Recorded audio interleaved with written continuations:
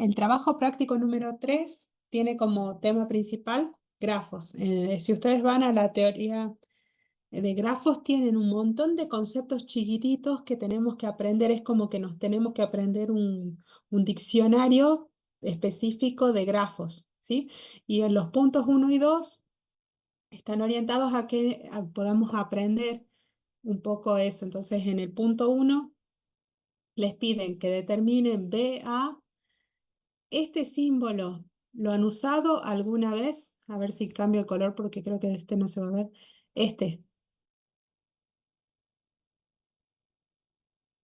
la B encerrada entre las barras de valor absoluto. ¿Lo han usado alguna vez? Eh, Creo que cuando veíamos matriz Álgebra, profe. determinantes. En álgebra. Puede ser que ustedes lo hayan visto así. B es un conjunto, ¿sí? B es el conjunto de todos los vértices. Ustedes me ponen aquí A, B, C, quiere decir que tengo un grafo que tiene 3 vértices. Y el primer vértice se llama A, el segundo B y el segundo C. Entonces, me parece que pueden haber usado esta notación. Nosotros venimos usando esta, pero decimos exactamente lo mismo. ¿Se acuerdan de la cardinalidad de un conjunto? El número de los elementos que están dentro del conjunto. Más o menos, profe. Bueno, este más o menos es lo que necesito que se acuerden, porque ahora les vamos a pedir que nos den la cardinalidad del conjunto B, es decir, cuántos vértices tenemos. Normalmente, nosotros cuando hablemos de forma genérica del número de vértices de un grafo, vamos a decir un grafo de n vértices. Entonces, cuando vean la letra n, va en general, no es estricto, pero en general va a estar refiriéndose al número de vértices. Solemos usar la letra M para referirnos a esto, ¿sí? Donde A es el conjunto de aristas. Entonces yo voy a tener la arista 1, la arista 2, la arista 3, ¿sí? Esta es la notación que solemos usar para el número de aristas. En este caso coincidiríamos con que el número de aristas es 3, ¿sí? Entonces, en el primer punto, ¿qué les está pidiendo que determinen? B, ¿qué es? La cantidad de vértices. Esta es la cantidad, ¿sí? Y este B solito, ¿qué es? O A solita. El conjunto de vértices. Exactamente. Las dos cosas me van a tener que dar. B, que es el conjunto de vértices, y A, que va a ser el conjunto de aristas. La cardinalidad de B o el número de vértices y después el número de aristas, que es lo que tienen por acá. Y además nos pide la función de incidencia. Para esta parte he preparado una especie de repaso con unas diapositivas, ¿sí? Si ustedes van a la teoría de grafos, les dice que un grafo no es más que una terna G. G es el nombre que le estaríamos dando al grafo, ¿sí? Que tiene un conjunto de vértices, un conjunto de aristas y una función phi. Esa función phi se llama función de incidencia. Y lo que hace esa función es a cada una de las aristas les asigna los pares de vértices que tienen como extremo, ¿sí? Así que fíjense que acá me está diciendo que a la arista A, que es la que tenemos en esta parte, ¿sí? Le vamos a asociar los vértices que tienen como extremo. ¿Qué vértices son extremos de la arista A? El 1 y el 6. Entonces acá pone que 1,6, ahí hay un error. La profe Chicata no se dio cuenta que escribió un punto en lugar de la coma, ¿sí? Que hay dos elementos que están dentro del conjunto que está asociado con la arista A. Esos dos elementos son los vértices que tiene como extremos, ¿sí? Entonces, después a la arista B le asigna el vértice 6 y el vértice 5, que son los extremos de la arista B, ¿ok? Y así sigue haciendo con todas las aristas. Eso hace la función de incidencia, asignarle a cada arista los vértices que tiene como extremo. Entonces, B es el conjunto de vértices, A es el conjunto de aristas. ¿Cuál sería la cardinalidad de B en el ejemplo que tenemos ahora? 6. Exactamente. ¿Y cuál sería la cardinalidad de A del conjunto de aristas? 6. Exactamente. Entonces, eso es lo que nos está pidiendo que hagamos al principio, que me den como la descripción completa, pero matemática y simbólica del grafo G, ¿sí? Dándome el conjunto de vértices, el conjunto de aristas y la función de incidencia, ¿sí? Indicándome cuál es el número de vértices y cuál es el número de aristas. Después de eso, el práctico les pide que indiquen cuáles son las aristas que inciden en el vértice 3. Acá voy a leer todo un grupo de cosas porque vamos a verlas a todas juntas.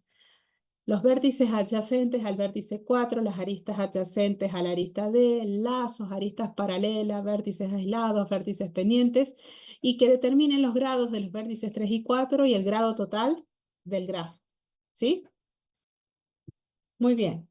Entonces, ¿qué nos está pidiendo? Que recordemos algunos conceptos importantes, chiquititos, pero importantes cuando hablamos de grafo. ¿Sí? Para empezar, lazo es una arista que empieza y termina en el mismo vértice. Entonces tienen que fijarse si el grafo con el que ustedes están trabajando tiene un lazo o no. ¿Sí? Un vértice aislado, un vértice en el que no incide ninguna arista. ¿Sí? Nosotros decimos que la arista D, hace ratito vimos la función de incidencia, ¿sí? Y dijimos que la función de incidencia le asignaba a cada arista los vértices que tiene como extremos.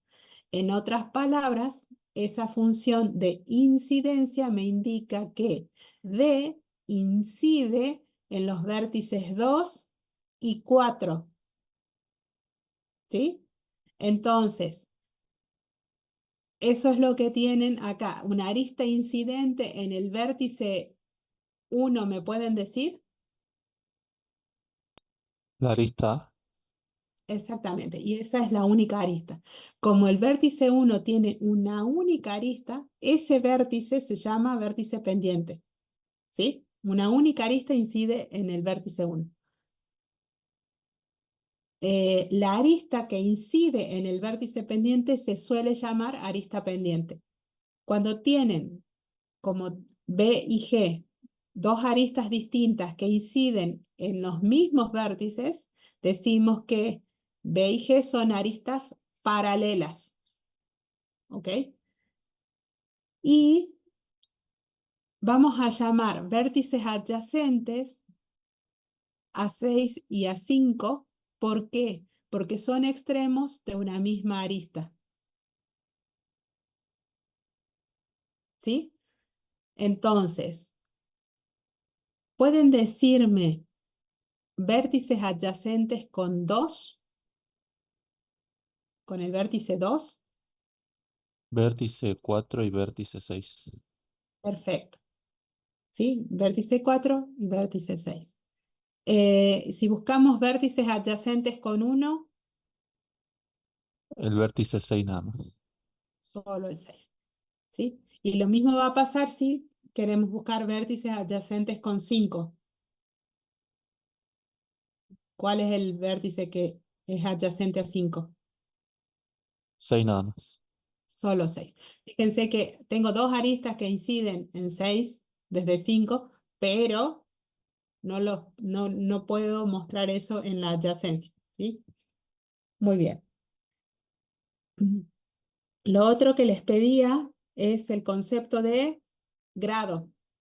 ¿Cuál es el grado de un vértice? Para determinar el grado, lo que van a hacer es contar el número de incidencias en un vértice. Entonces, vamos al grado del vértice 2. Cuentan cuántas incidencias hay de aristas en este vértice. Acá tengo una incidencia de C, una incidencia de D y tengo dos incidencias de F. Fíjense que el lazo incide 2 veces en el vértice 2. Por lo tanto, el grado del vértice 2, que esta es la forma en la que lo vamos a denotar, es 4. ¿Sí? ¿Vamos bien? Sí, profe. El grado del vértice 4 es el vértice, perdón, el grado del vértice 4 tiene dos aristas que inciden, por lo tanto es 2. El grado del vértice aislado es 1. 0. ¿Sí? Aislado no tiene ninguna Ah, perdón. arista que incide en él, no pasa nada, ¿sí? El aislado no tiene, está solito, está aislado precisamente, entonces la incidencia es 0. ¿Cuándo tienen un vértice con grado 1? ¿Cómo se llama el vértice? Pendiente. Exactamente. ¿Sí? Entonces, cuando tengan un vértice de grado 1, ese vértice lo vamos a llamar vértice pendiente. Em, el grado del vértice 5, tengo dos aristas que inciden en el vértice 5, por lo tanto es 2. Cada arista suma una incidencia de forma independiente. ¿Vamos bien?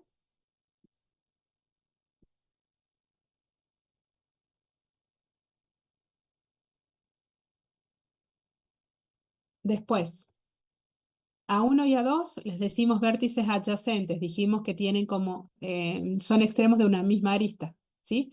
Acá a 3 lo llamábamos aislado, pero fíjense que acá nos aparece el concepto de aristas adyacentes, ¿sí? Vértices adyacentes ya lo habíamos usado. B y G son aristas adyacentes. ¿Por qué? Porque tienen un extremo en común, el vértice 5. ¿Sí? Uno de los extremos coincide para ambas aristas. Entonces vamos a decir que son aristas adyacentes, tanto B como G. A 1 y a 6 lo vamos a llamar los extremos de la arista F. ¿Sí? Y después lo otro que necesitamos tener claro es cuando hablamos de vértices de grado par y vértices de grado impar.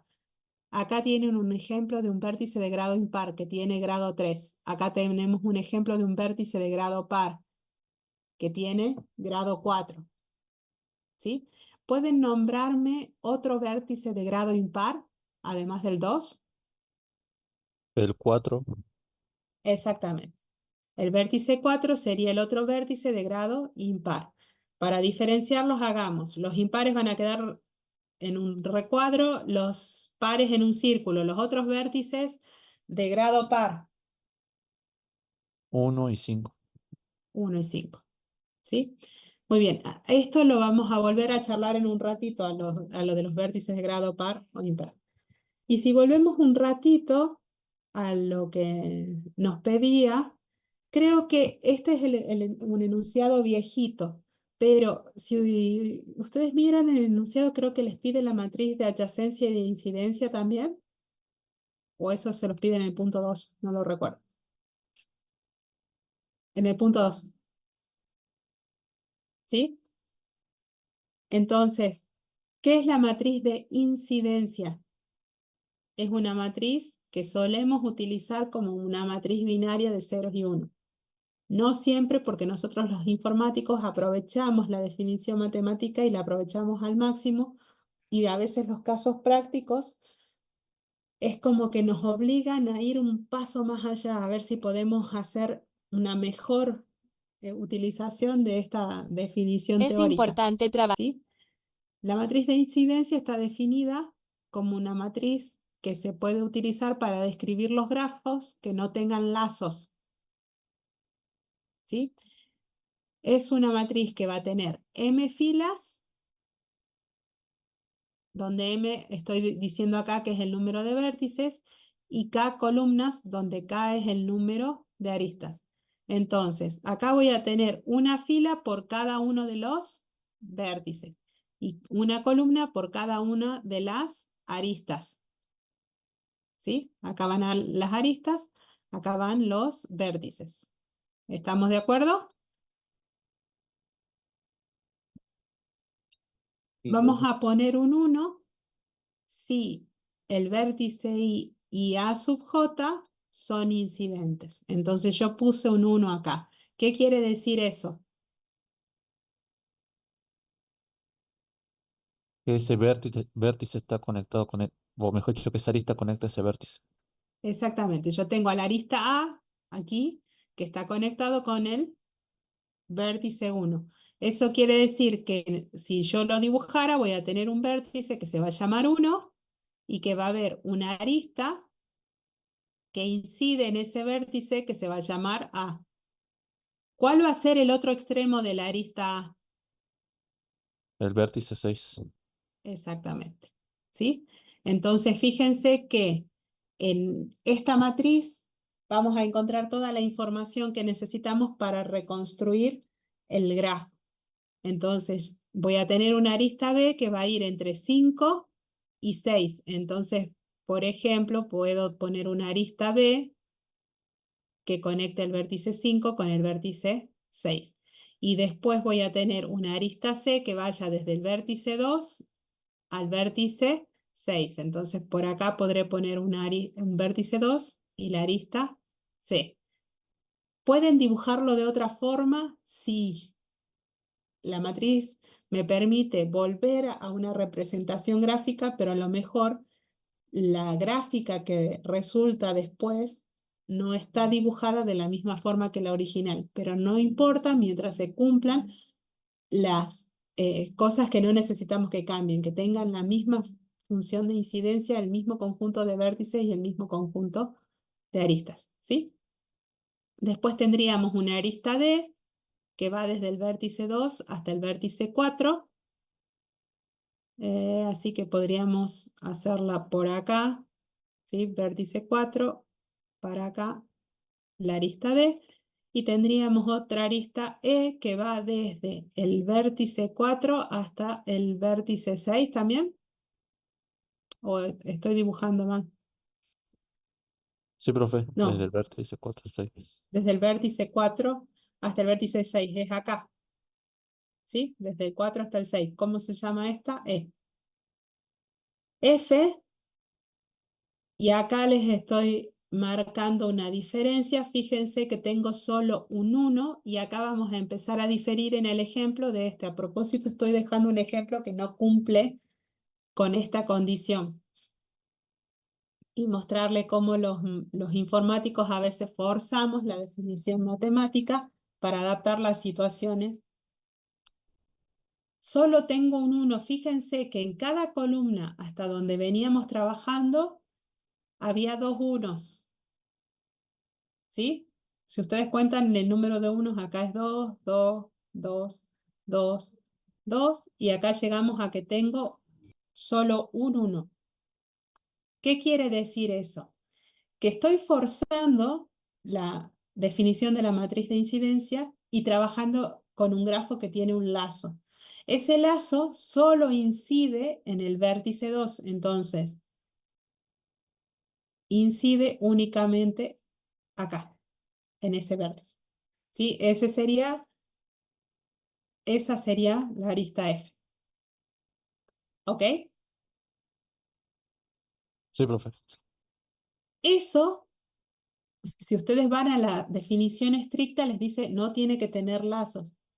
Pero nosotros somos informáticos y yo puedo hacer que mi programa detecte cuando en una fila tengo solo un 1, que se dé cuenta que eso en realidad es que está incidiendo dos veces en el mismo vértice. Puedo hacer esa interpretación de un único 1 en la columna.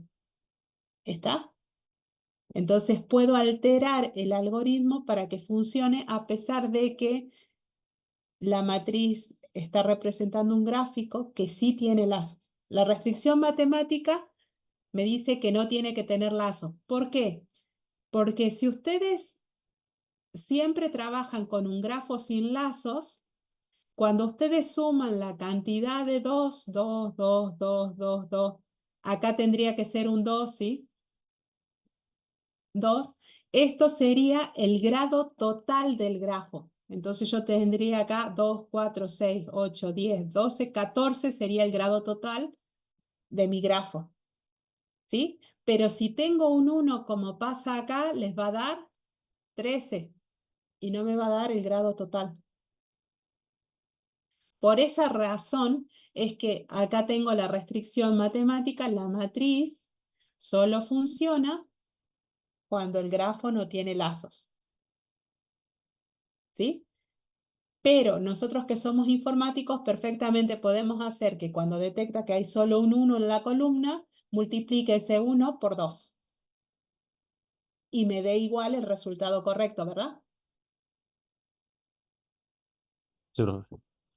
¿Se imaginan o no esto? Programándolo. ¿Más o menos?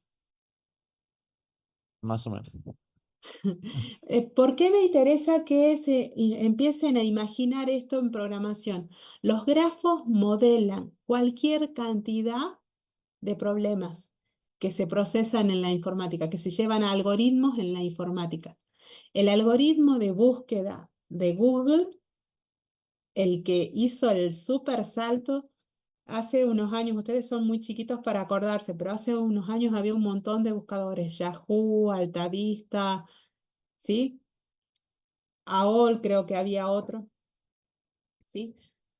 Y de golpe nadie más los volvió a usar, todo el mundo empezó a usar Google, el buscador de Google. Y al resto del mundo le costó una vida, de hecho desaparecieron un montón de empresas. ¿Quién usa ahora Yahoo o quién usa ahora eh, alguno de estos que les mencioné hace un ratito? Nadie. Desaparecieron del panorama informático. ¿Por qué? Porque el algoritmo de búsqueda no era bueno. Cuando yo buscaba, me aparecían 13 páginas y yo tenía que empezar a buscar dentro de esas páginas cuál era la que realmente me servía a mí. Bueno, los de Google cuando hacen ese súper algoritmo ¿cuántas veces ustedes van a buscar en la segunda página de búsqueda de Google?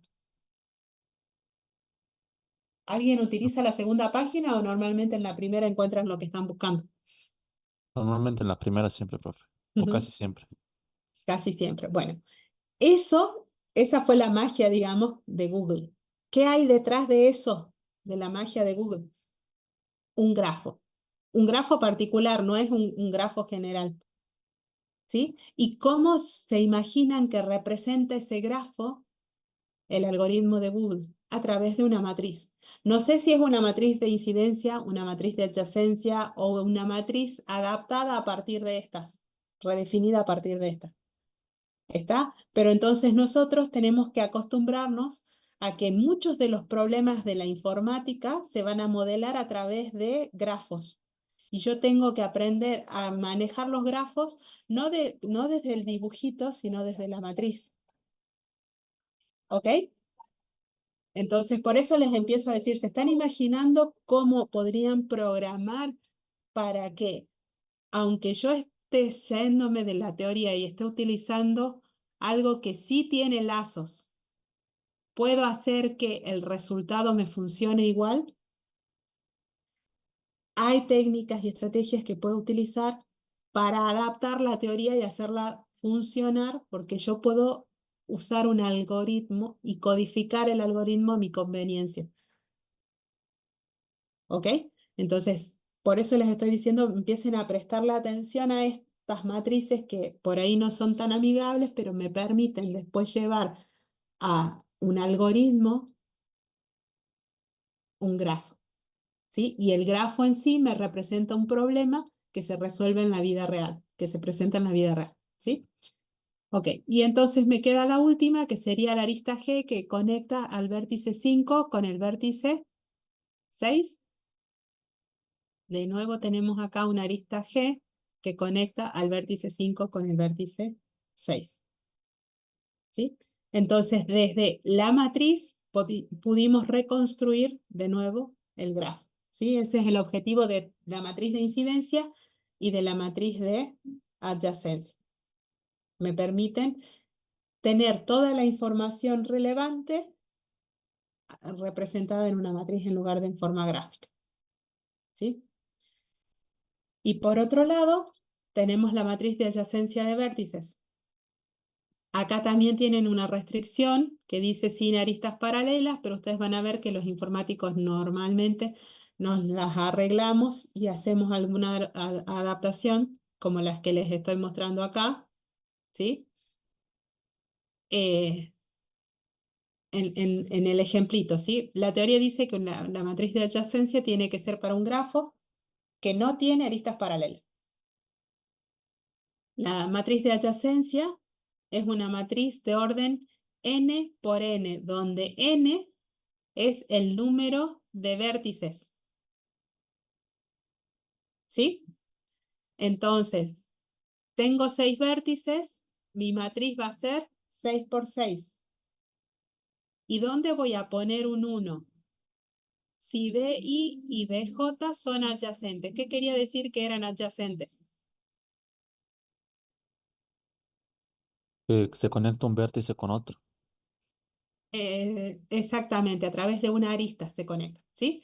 Entonces, acá lo que me está diciendo es que tengo conectado al vértice 2 con el vértice 2. 1, 2, 3, 4, 5, 6. ¿Sí? Este 1 me está dando esa información. Entonces me está diciendo que el vértice 2 tiene qué cosa, cómo se llama la arista que empieza y termina en el mismo vértice. Un lazo. Un lazo. ¿Sí? Este 1 que me está diciendo,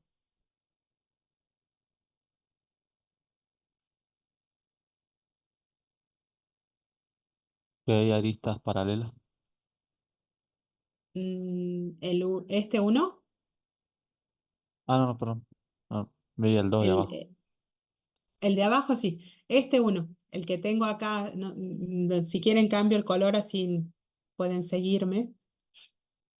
Veamos si podemos cambiar colorcito acá en verde. El uno que está en verde, que estoy dibujando, señalando en verde. ¿Qué me está indicando eso? Que es una arista, va, un vértice pendiente.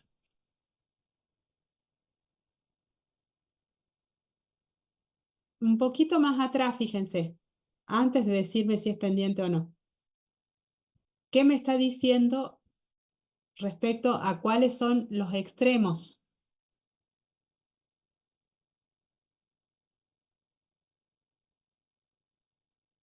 ¿Cuáles van a ser los extremos de la arista? El vértice uno y con el... Exactamente. Esa información pongamos primero porque todavía no estamos en condiciones de decir si es pendiente o no todavía, ¿sí? Entonces, primero, lo que me está diciendo es que 1 y 6 son extremos de esa arista. Hay una arista. Acá, ¿qué información estoy perdiendo? El nombre de la arista, pero como se van a dar cuenta, no siempre nos importa el nombre. ¿Sí? Nosotros podemos usar cualquier letra, incluso a veces subíndices, para indicar una arista o diferenciar una arista de la otra, ¿sí? Entonces, entre el vértice 1 y el vértice 6 hay una arista. Acá teníamos una arista entre el vértice 2 y el vértice 2. Ahora vamos a este, ¿sí? Voy a borrar todas las líneas para que empecemos de nuevo. S2, S1, perdón.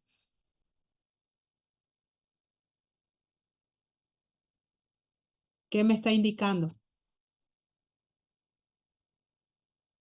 Que en ese vértice hay un lazo.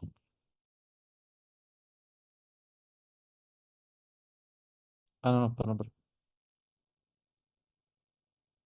Perdón. Si apago, estoy por estornudar en cualquier momento. Si sienten que apago el micrófono, probablemente sea por eso.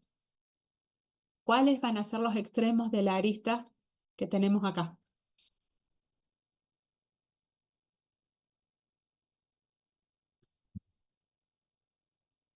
El vértice 2 y el vértice 4. Ahí va empezando, ¿sí? Entonces, el vértice 2 y el vértice 4 están conectados por una arista. Eso es lo que me está diciendo el uno que tengo ahí. Muy bien, ya hicimos ese. Vamos al uno que sigue, que sería este. ¿Qué me está El 2 y diciendo el ese? 6. Exactamente, que tengo una arista que conecta al vértice 2 con el vértice 6. Muy bien. Ya estamos con todo lo que empieza en 2. Fíjense que acá tengo toda una fila de ceros. ¿Qué quiere decir eso? Un El vértice aislado. vértice 3,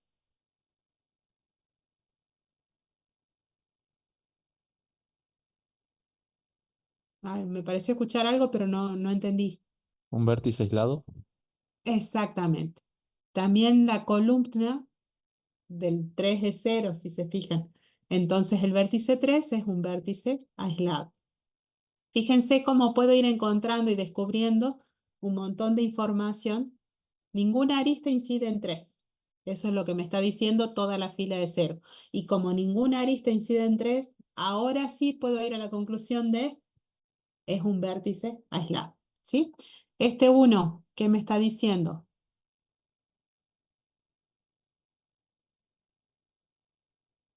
Se conecta el vértice 4 con el vértice 2. ¿Lo tengo que dibujar No, o ya No, tengo porque ya hecha está la allá. conexión? Muy bien. Cuando trabajen con en la parte, esto que les voy a decir es solo válido para cuando estemos estudiando grafos, ¿ok? Solo para grafos, porque cuando veamos digrafos hay que actuar distinto. Cuando tengan la matriz de adyacencia de vértices de un grafo, van a utilizar de la diagonal principal para arriba, ¿sí? Lo que sería la triangular superior o la triangular inferior. No hay problema, tiene que ser igual. ¿Por qué? Porque la matriz es simétrica respecto a la diagonal principal. Porque si una arista incide en 2 y en 4, también incide en 4 y en 2. La información está duplicada. ¿Ok? Entonces ustedes solo van a dibujar lo que se encuentre de la diagonal principal. En este caso yo estoy eligiendo la diagonal superior porque la triangular superior porque esa era con la que veníamos trabajando, ¿sí? Entonces, este uno que me indica que el 2 está conectado con 4 no necesito dibujarlo. Ya está dibujado, que es la arista que nosotros vemos conectando al 2 con el 4 aquí abajo, ¿sí? Entonces, esa no necesito ponerla dentro del gráfico, a este uno sí. ¿Qué tenemos que hacer? Conectar el vértice 4 con el vértice 6. Exactamente. Entonces, conecto el vértice 4 con el vértice 6. ¿Y qué me está diciendo el vértice? No el vértice, perdón, el número 2 que aparece aquí abajo.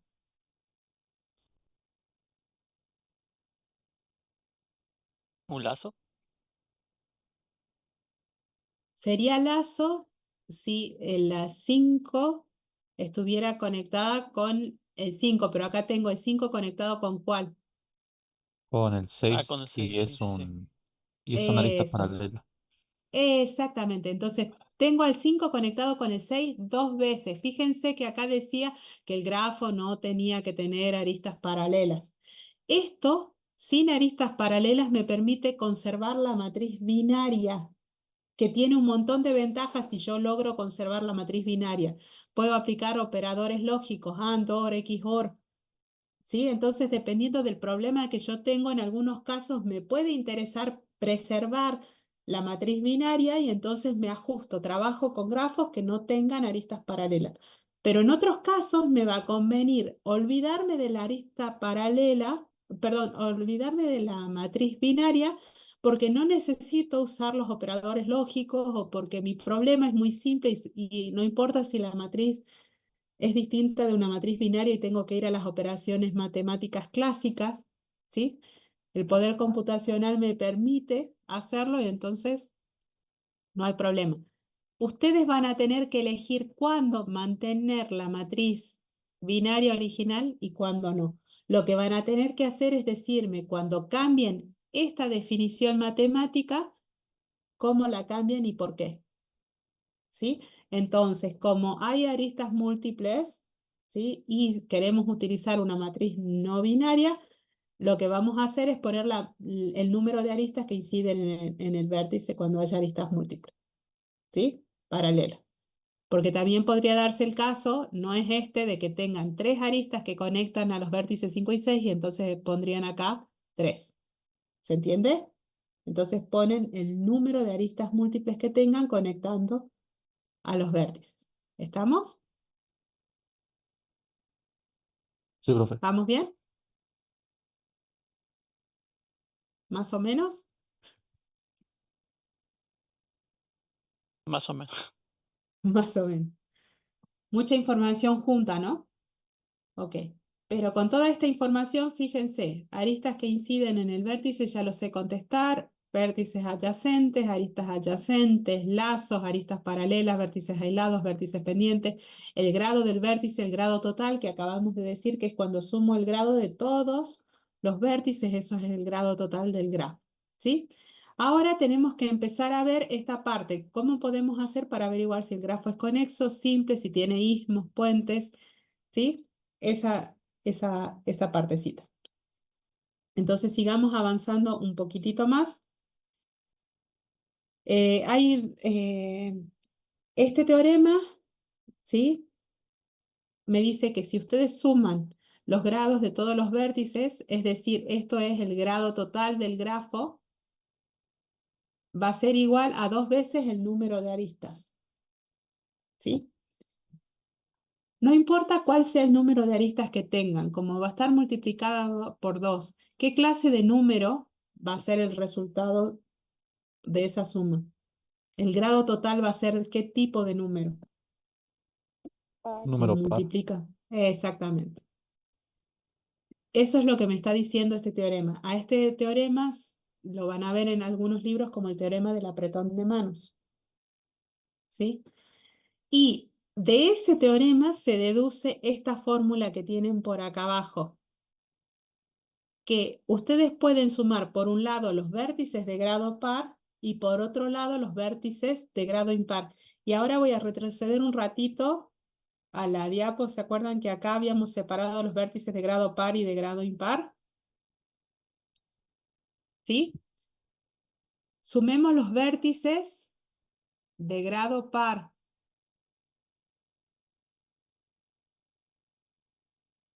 ¿Qué grado tiene el vértice 1? 2, Exactamente. ¿Qué grado tiene el vértice 6? 4, ¿Y qué grado tiene el vértice 5? 2, Esto me da 8, muy bien. Por otro lado, vamos a sumar el grado de los vértices impares. ¿Cuántos vértices impares teníamos? 2 vértices. 2 vértices, el vértice 2 y el vértice 4. ¿Sí? Sí, profe. El vértice 2, ¿qué grado tenía? 3 y el de grado 4 también. Exactamente. Entonces acá me da 6. Y el 8 más 6 me da 14. 14. Nosotros cuando trabajamos acá habíamos llegado a que era 14, ¿sí? Porque esa en realidad es la matriz de incidencia de este mismo grafo. O de un grafo. Ah, no, no es el mismo. Perdón, pensé que había mantenido el mismo grafo en esta diapo y acá lo cambié, ¿sí? Ok, pero fíjense que independientemente de que el grafo ha cambiado, ¿qué tipo de número es? Esto sigue siendo 2 por 7. Esto quiere decir, tengo 7 aristas. ¿Pueden verificar eso? ¿Hay Sí, 7 profe. Hay aristas? 7. Hay 7 aristas, ¿sí? Y esto me lleva a, si yo tengo vértices de grado impar, ¿sí? Si solamente hubiera un vértice de grado impar, ¿llegarían a un número par acá como grado total? No, profe. No.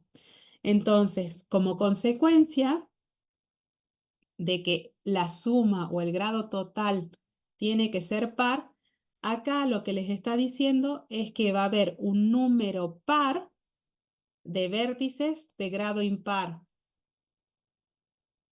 Entonces, si tienen un vértice que tiene grado 2, tiene que haber en otro lado un vértice de grado 3, 4, 3, 5, 7, otro vértice de grado impar, ¿sí?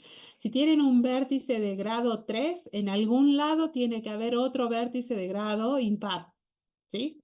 Eso es lo que tienen un número par de vértices de grado impar. En algunos libros puede ser que a los grados los llamen valencia, ¿sí? Vamos a estar hablando de lo mismo. Y eso les va a servir cuando después tengan que averiguar si pueden construir un grafo o no. La otra parte que tienen que acordarse son la definición de camino. Para poder determinar si un grafo es conexo o no, se usa este concepto: camino, cadena y cadena simple. ¿Qué es un camino?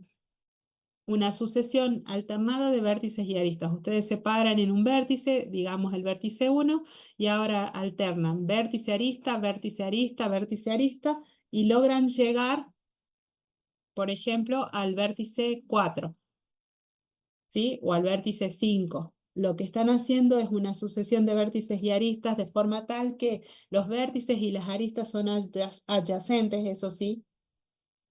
Entonces arman un camino entre un vértice y otro. Acá tienen ejemplos de caminos para este grafo, ¿sí? De camino en celeste, de cadena en verde y de ese gris oscuro, azul oscuro, es una cadena simple o una trayectoria, ¿sí? En un camino es cualquier sucesión repitiendo vértices y aristas. Una cadena no permite que se repitan aristas, y una cadena simple es una cadena, es decir, no repite aristas y además no repite vértices, ¿sí? Eso tengan en cuenta. Cuando hablamos de longitud, lo que hacemos es contar cuántas aristas están vinculadas con el camino o la cadena con la que estamos trabajando, ¿sí?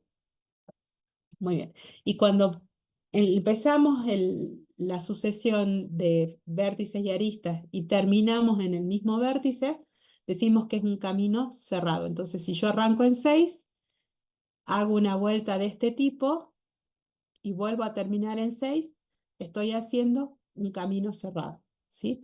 A su vez, el camino puede ser un ciclo si no hay aristas repetidas. Y cuando no repito ni aristas ni vértices, salvo el inicial y el final, que por definición tienen que ser los mismos, vamos a tener un ciclo simple o un circuito simple, ¿sí? Muy bien. Igual estos conceptos después ustedes los van a repasar. Eh, Esta se me traspapeló la diapo, entonces con eso yo puedo definir si un grafo es conexo, porque dice que tiene que existir una cadena simple entre cada par de vértices, ¿sí? Muy bien. Entonces, en el punto 2 del... Ahora veo si llego. En el punto 2 les pedía, ¿es un grafo conexo?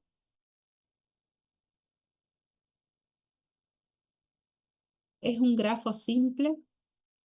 Para que sea un grafo simple, eso me olvidé de decirles, creo que eso es la diapo que estaba acá, no tiene que tener lazos ni aristas paralelas, ¿sí? Acá yo tengo lazo, así que este grafo no es simple. También tengo aristas paralelas, eso hace que tampoco sea simple. Por dos razones puedo justificar que no es un grafo simple, ¿sí? Después, el concepto de un grafo regular: todos los vértices tienen el mismo grado, ¿sí? Y si todos tienen el mismo grado K, decimos que es K regular, ¿sí? En este caso, miren el ejemplito que les estoy poniendo acá. ¿Es un grafo conexo? No, profe, porque tiene un vértice aislado. Exactamente. Desde 6 yo no tengo una cadena simple que lo una, por ejemplo, con el vértice 1. Tampoco existe una cadena que una al vértice 6 con el 5, con el 4, con el 2 o con el 3. Ninguna de esas existe, ¿sí? Entonces no es un grafo conexo. Por otro lado, el grafo que tienen acá en la diapo es un grafo conexo. Tampoco, profe. Tengo el vértice aislado 3 que hace que no sea conexo. Y el que tienen en esta diapo, Ese sí es conexo. este es conexo. Y además, es simple.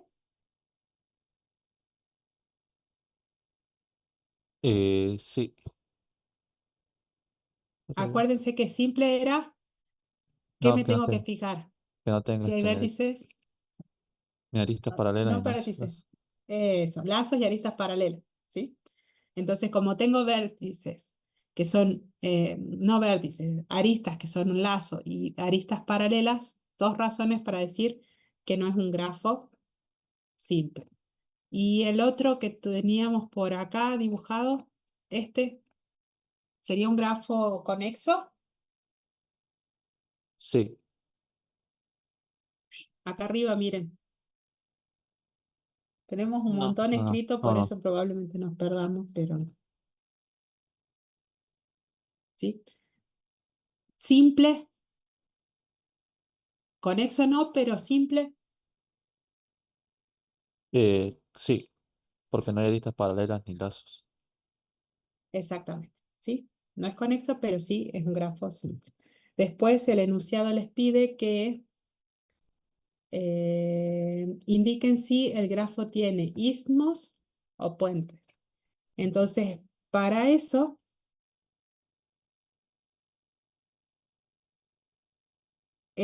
tienen que saber lo que es un subgrafo, ¿sí?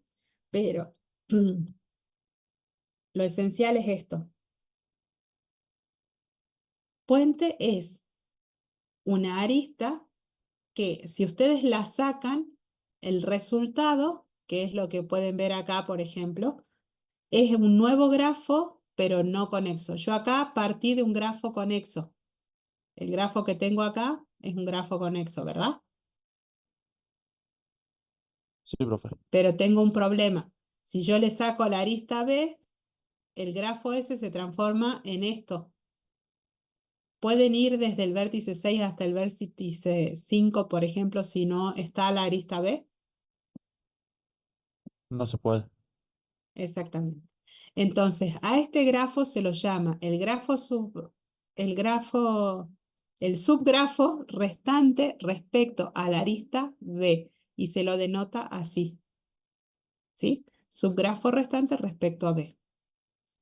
Este subgrafo es no conexo, por lo tanto, la arista B es un puente, ¿ok? Por otro lado, partimos de nuevo del grafo que tenemos arriba, ¿sí? A este lo llamemos G con todas las letras. Si ustedes sacan el vértice 6, tienen que sacar al vértice 6 y todas las aristas que inciden en el vértice 6, que es lo que hicimos acá, ¿sí? Entonces desaparecen esas tres aristas. El resultado es el grafo que ustedes ven acá, que ahora estoy recuadrando. Eso es el resultado de sacar el vértice 6. El grafo que me queda acá, que está recuadrado, ¿es conexo? No, profe. No, porque tengo por un lado a 1 y 2 que se conectan mediante la arista F y por otro lado a 5, 3 y 4 que se conectan mediante E, G y D, ¿sí? Entonces, el subgrafo restante respecto al vértice 6 es un grafo no conexo. Por lo tanto, 6 es lo que se conoce como un punto de corte o un istmo, ¿sí? Y 5 pasa exactamente lo mismo, que es lo que ven acá arriba. Sacan el vértice 5, tienen que sacar al 5 y todas las aristas que inciden en él. Por lo tanto, me queda un subgrafo no conexo. Por lo tanto, 5 también es un punto de corte o un istmo, ¿sí? Entonces, ¿para qué me sirve esto? Para identificar las debilidades que tengo en un grafo.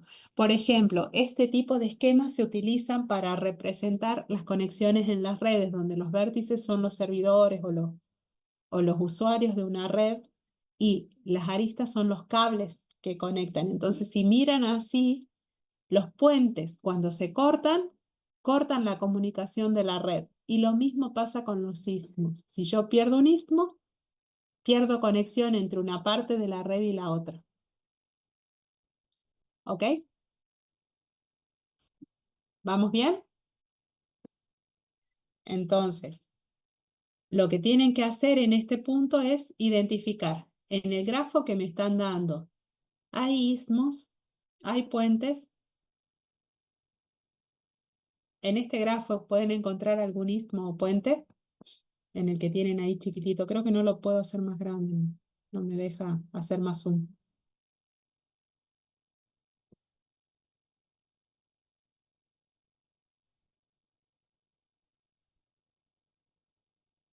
¿Podría ser el vértice 3, profe? Si lo sacan al vértice 3, tienen que sacar al vértice 3 y todas las aristas que inciden en él. Ah, solo que acá tenemos un problema. Olvídense de este, ¿sí? Por un ratito. Partimos de un grafo conexo. Hagan de cuenta que ese no existe. Entonces sacan a 3, el grafo que queda. Tenés que sacar todas estas aristas. El grafo que te queda, ¿va a ser conexo o no? Si el grafo que te queda conexo, 3 no es un istmo. Sí, me quedaría un grafo conexo si sacara 3. Claro, ¿sí? Entonces, 3 no es. Si sacan a 2, el grafo sigue siendo conexo, Sí, sigue siendo con conexo. menos aristas, pero conexo, ¿verdad? Si sacan a 1 También sigue siendo conexo. y a 5,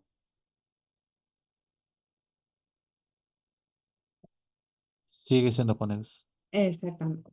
Este grafo, como tiene muchas aristas y múltiples conexiones, fíjense que 3 está conectado con 2, con 4, con 5, lo más probable es que si yo saco al vértice, no haya problema porque pueda hacer el camino por otro lado, ¿sí? Entonces, cuando encontramos ese tipo de grafos, se dice que estos grafos son bloques, son muy difíciles de volverlos no conexos. Pero el problema de esto es que si ustedes aumentan, ¿cuántos metros de cable necesitarían para cubrir esta red? Muchísimos metros más por la redundancia de las conexiones. Entonces, nosotros lo que hacemos es muchas veces buscar cuál es el número ideal para minimizar las desconexiones, pero no a un costo demasiado elevado. ¿Sí? Entonces, eso es lo que se busca cuando se estudia este tipo de cosas y se hacen análisis de optimización. ¿Ok? Perdón. Entonces, con eso ya tienen para todo lo que es el punto 1, punto 2 completo. Y ya tenemos para el punto 3 porque se los expliqué, pero no vimos el enunciado, el teorema del apretón de manos,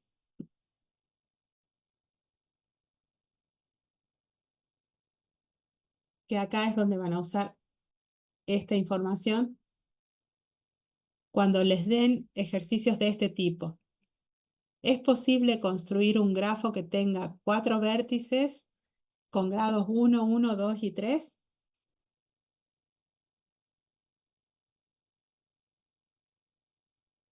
¿Qué van a mirar acá? ¿Cuántos vértices de grado impar tengo? 3. 3. 3. ¿Es posible o no?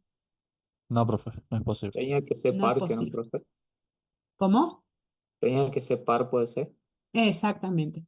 Tiene que haber un número par de vértices de grado impar. Entonces miren el de abajo. Acá tengo todos vértices de grado impar, pero ¿cuántos vértices de grado impar tengo? 2. ¿Dos nada más? Ah, perdón. ¿O tienen dos 4. pares? 2 pares, perdón. 2 pares. Exactamente, total son 4. Fíjense, siempre hay 4 vértices de grado impar. ¿Estamos bien? ¿Sí? Y aquí abajo,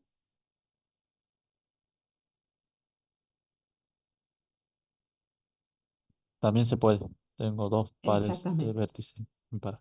Solo que acá me pide que sea un grafo simple, entonces esto puede dificultar la configuración del grafo, ¿sí? Entonces por ahí tienen que rebuscar un poco más para ver si lo pueden dibujar con la restricción de que no tenga lazos y aristas paralelas.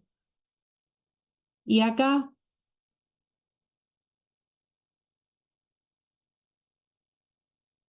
No es posible, creo, ¿no? Porque tiene uno y uno.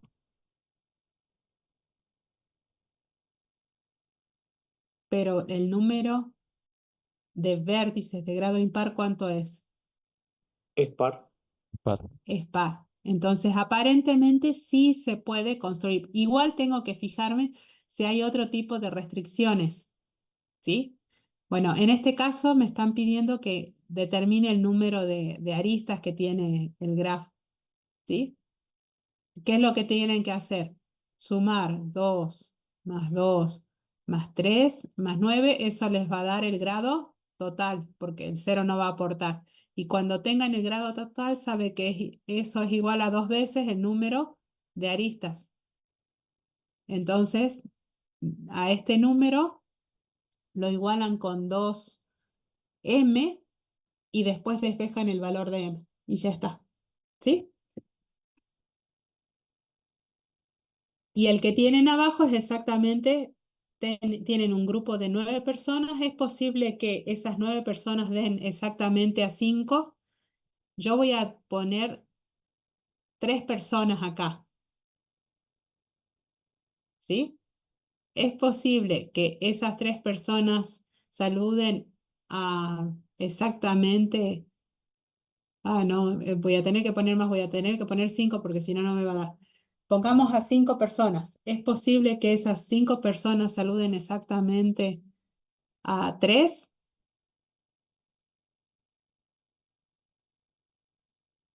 Para eso tendrían que poder, esta saludó a esta persona, a esta y a esta, ¿sí? Y esta a su vez saludó a esta y a esta. Esta saludó también a 3, entonces saludó a 1, saludó a 2, saludó a 3, saludó a 1, saludó a 2, saludó a 3. ¿Y qué pasa acá?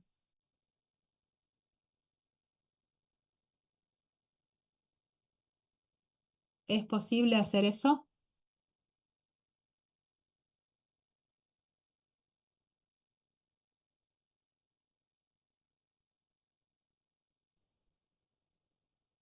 No, ¿Por qué? Si ustedes se fijan, tendría 5 vértices de grado 3. ¿Es posible eso o no? No, profe, porque son todo de grado impar.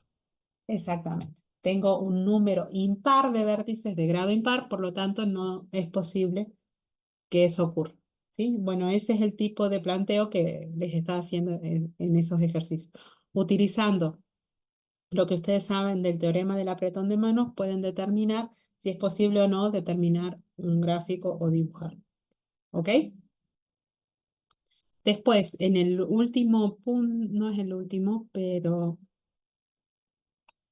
en este punto de conexidad, lo que les está pidiendo es que determinen caminos o cadenas simples, que eso ya también lo hablamos, solo me tienen que escribir cuál es el camino o la cadena y que tenga una longitud específica. Cuando les pide acá el camino, ¿cuántos caminos de longitud 4 existen entre los vértices 3 y 4? Lo que van a tener que hacer es armar la matriz de adyacencia y si están buscando de longitud 4, van a tener que a la matriz elevarla a la cuarta potencia. ¿Sí? ¿Qué quiere decir eso? Que la van a tener que multiplicar por sí mismo 4 veces. ¿Ok?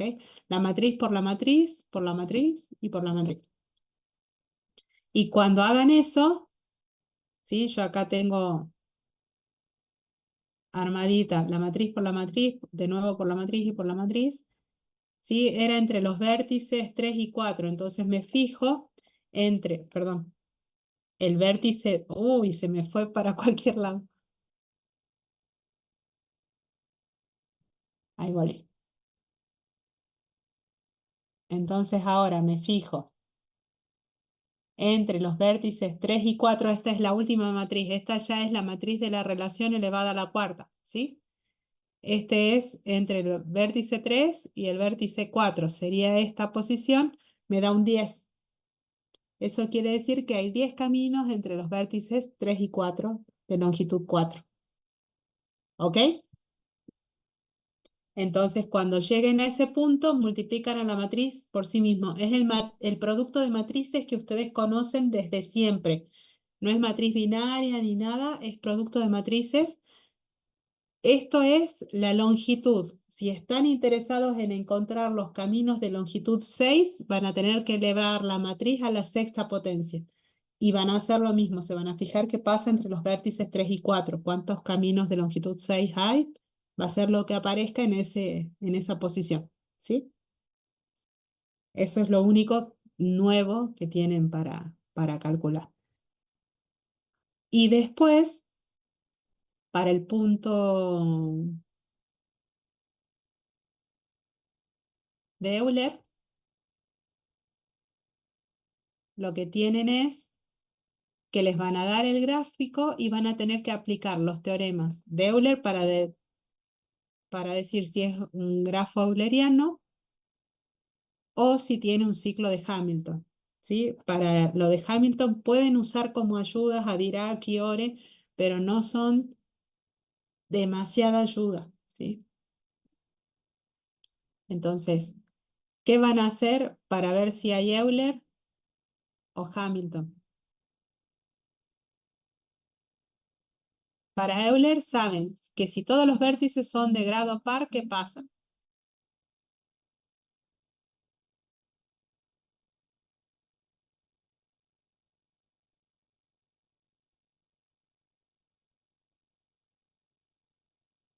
Profe, no sé si ayuda, pero todavía no vimos eso con la profe en la teoría. Ah, no llegaron, pero igual estaba viendo si ya lo tengo acá.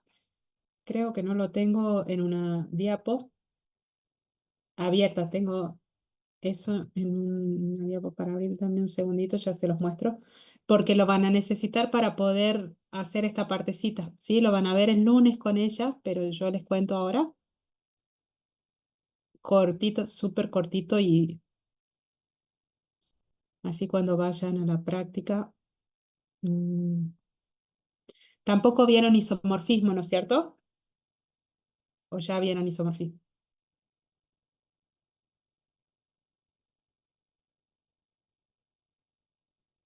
Creo que no. Creo que no, profe, no. ¿Hablaron de invariantes o no? No vimos eso, profe, No, vimos no, profe. Vimos hasta la desconexión de puente, grafos. un poquito Ah, más. bueno. Entonces ya me estoy adelantando un poquito de lo que viene. Esto es lo que necesito que por lo menos se acuerden hasta la teoría, ¿sí? Si todos los vértices tienen grado par, el grafo se llama euleriano. ¿Qué quiere decir eso? ¿Ustedes han jugado alguna vez a dibujar esto sin levantar el lápiz? ¿Han jugado a reproducir la forma y dibujarlo sin levantar el lápiz? Sí. Sí, profe. Sí. Bueno, lo que estaban haciendo es construir lo que se llama un ciclo de Euler. Empiezan y terminan en el mismo vértice y dibujan la forma sin levantar el lápiz porque recorren todas las aristas. ¿Ok? Entonces, el ciclo de Euler es cuando yo armo un camino que empieza y termina en el mismo vértice y recorre a todas las aristas del grafo. ¿Cómo puedo averiguar si existe un ciclo de Euler o no? Si todos los vértices tienen grado par, entonces existe. Si hay solo dos vértices de grado impar, tengo lo que se conoce como una cadena. Es decir, yo empiezo en un vértice de grado impar. ah, ah, es que me confundí acá. El que yo dibujé, empecé y terminé en un lugar distinto, ¿verdad? Este tiene grado impar. ¿Cuál es el otro que tiene grado impar? Ahora empiezo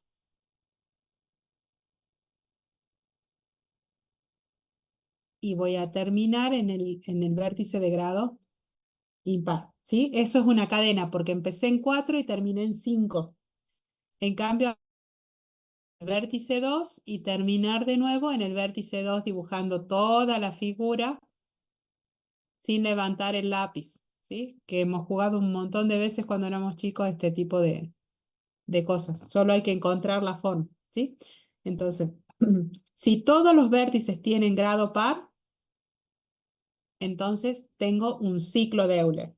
Si solo dos y solo dos, si ya tengo 4 vértices de grado impar, no me sirve, ¿ok? Pero cuando tengo 2 vértices de grado impar, tengo una cadena de Euler. Y la cadena va a empezar en uno de los vértices de grado impar y va a terminar en el otro vértice de grado impar, ¿sí? Entonces, ahora miren estos dos grafos. Acá que tengo, como hay exactamente 2 vértices de grado impar, acá tengo una cadena. Acá, todos los vértices son de grado par, ¿verdad? 2, 4, 4, 2, 4 y 4. Entonces acá tengo un ciclo de Euler. Y lo último, los ciclos de Hamilton, yo voy a recorrer todos los vértices. Este se llama el problema del viajante, ¿sí? El viajante vive en un lugar y va a visitar las ciudades donde tiene que hacer las ventas y quiere volver a su casa, ¿sí? Empieza y termina en el mismo vértice, pero no pasa por ningún lado 2 veces. No repite ni vértices ni aristas, ¿sí? Eso es lo que hace. Entonces, si yo puedo pasar por todos los vértices, me interesa visitar todas las ciudades, ir y venir al mismo vértice desde el que partí, tengo un ciclo de Hamilton, ¿sí? Bueno, yo les decía que acá pueden usar los teoremas de Dirac y Ore, pero no son tan buenos, en realidad no nos ayudan demasiado, y tienen algunas ayudas después para encontrar y mostrar cuáles son encontrar los ciclos, ¿sí? Pero con eso ya tienen para casi todo el práctico, salvo el isomorfismo, que si quieren eso lo dejamos para la clase del miércoles.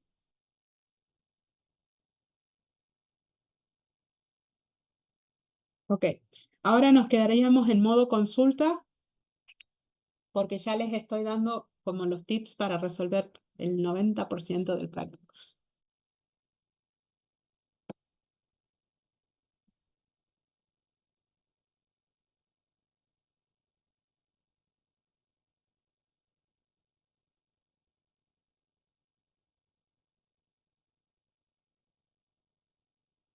Profe, ¿las diapos la pasa por el aula o no?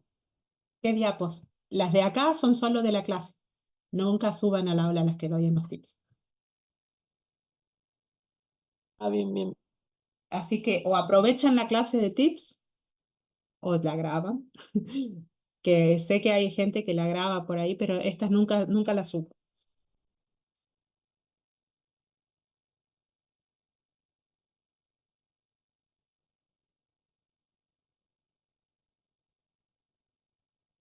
Profe, ahí le hicieron una consulta en el chat.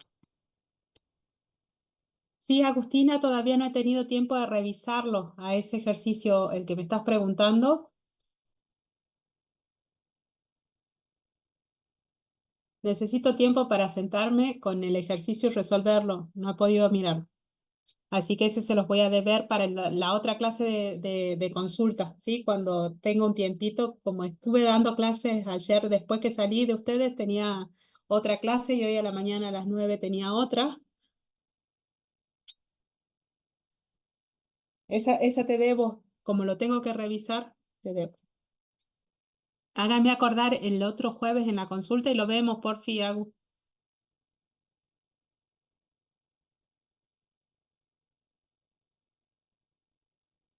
Gracias.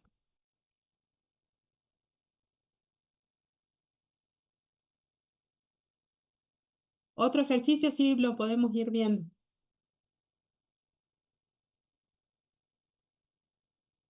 Yo lo tenía resuelto, creo que en el mismo modo que daba el 406. Los chicos habían hecho el planteo de 630 y que me parecía que tenía que llegar al mismo resultado, por eso nunca me di cuenta que pensé que íbamos a llegar bien al mismo resultado.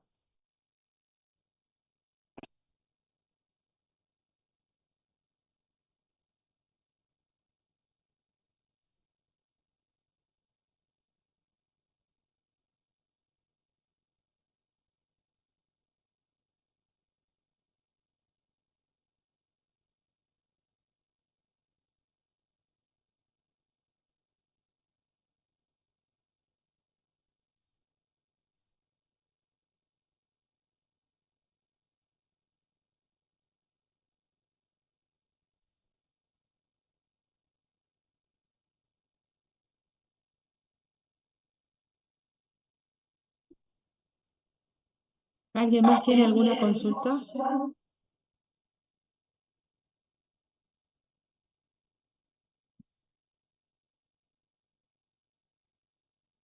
Gracias por la clase de tips, profe. Nos vemos. Hasta luego. Nos vemos. Que tengan una linda tarde. Espero que les haya servido. Hasta luego, profe. Gracias. Chao, hasta luego.